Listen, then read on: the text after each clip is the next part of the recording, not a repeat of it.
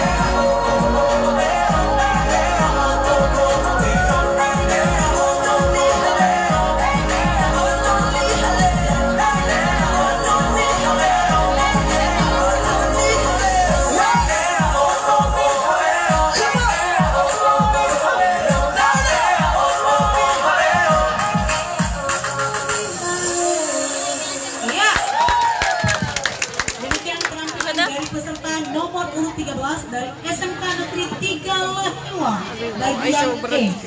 Kita berikan kesempatan untuk Dewan Juri kita untuk memberikan komentar.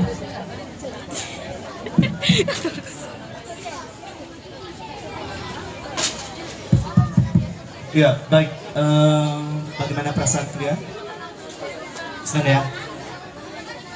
Ini dari tadi sebenarnya saya penasaran, ini saya mau nunggu apa ya? Powernya itu saya perhatikan belum keluar seluruhnya. Karena saya perhatikan ini ada peserta yang udah 3 kali tampil ini. Jangan-jangan kelelahan, gitu ya. Tapi aturannya karena ini adalah pencarian bakat.